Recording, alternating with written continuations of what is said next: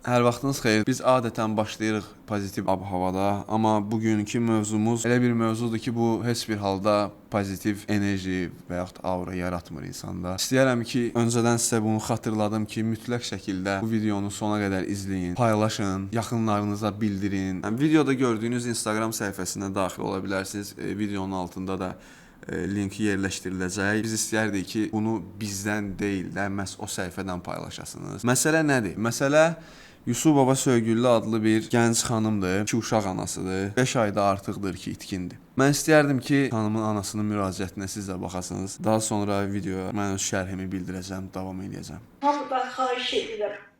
Mən yardım etsinlər, qızım tapılsın. 5 aydır qızım yoxdur.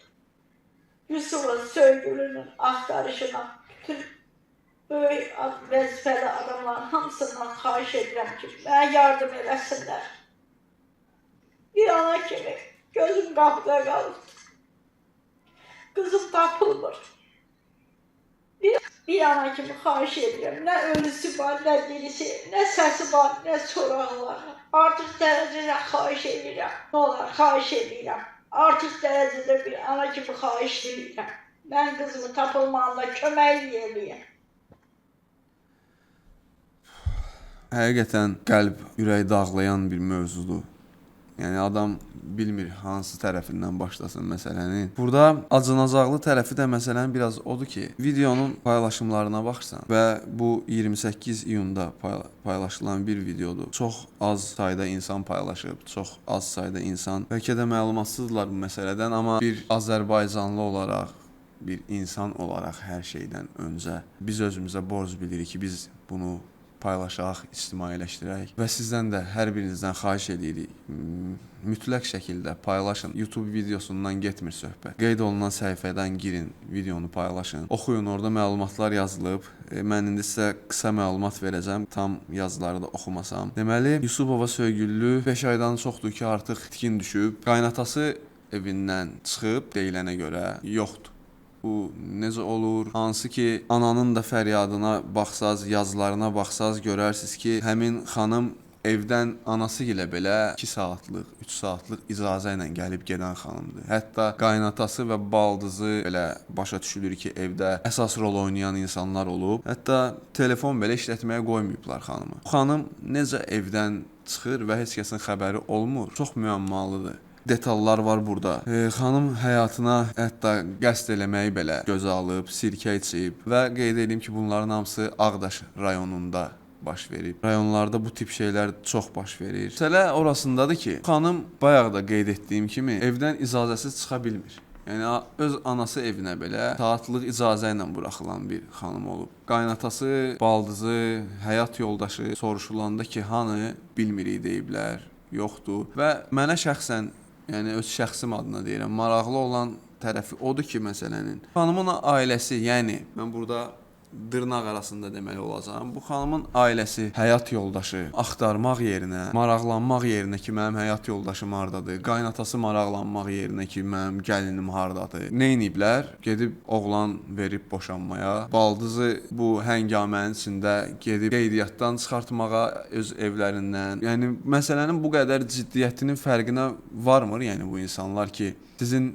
nəvələrinizin anasıdır bu. Maraqlıdır ki, yəni qapıdan çıxdığını bunun heç kəs görmür. Yəni heç kəs sübut eləyə bilmir ki, bu xanım bu qapıdan çıxıb gedib. Ümumiyyətlə bu gün bölgələrimizdə bu tip hadisələr çox baş verir. Xanımlarımız istismara uğrayırlar. Məsələnin acınacaqlı tərəfi də odur ki, bunlarla biz xalq olaraq, cəmiyyət olaraq birləşib mübarizə aparmaqdansa, mənim istəyim odur ki, həqiqətən biz elə bir xalqıq ki, elə bir cəmiyyəti ki, elə bir irsə sahib bir toplumuq ki, bizə hər zaman qadın başucalığı olub, qadın hər zaman yüksək məqamda olan dəyər olub bizim üçün. Boş-boş işlərlə məşğul olmaqdansa həmin o dırnaq arası qadın müdafiəsinə qalxanlara deyirəm, Belə qadın, xanım müdafiəsi eləyənlərsə, bayaq da deyirəm, 164 nəfər izləyir bu səhifəni. Həqiqətən 10 milyonluq bir Azərbaycan xalqı üçün və sizin qədər gördük də sizi yüzlərlə, minlərlə siz. Maşallah, Taleh Yüzbəyovun xanımına, uşağına belə dil uzadacaq qədər alçalmısınız,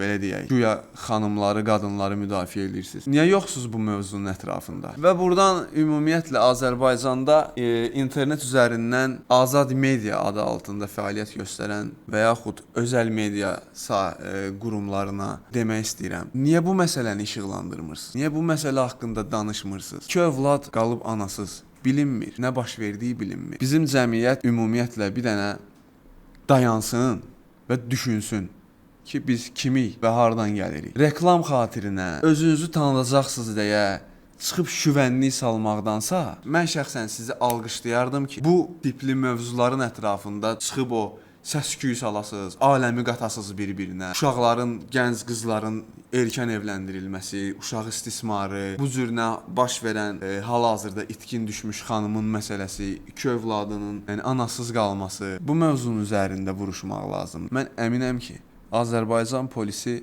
mütləq şəkildə bu məsələnin üstünü açacaq, nəyin necə olduğunu mütləq şəkildə tapacaq. Bu 5 aya keçməsinə baxmayaraq, sakitçilik o demək deyil ki, polisimiz işini görmür. Mütləq ki, işini görür və mütləq ki, bu öz həllini tapacaq. Sonda da onu bildirmək istəyirəm ki, zəhmət olmasa videonun altında qeyd olunan linkə daxil olun. Həmin xanımın adına açılmış Instagram səhifəsidir. Paylaşın. Bunu geniş şəkildə ictimailəşdirmək lazımdır. Polis öz işini görür.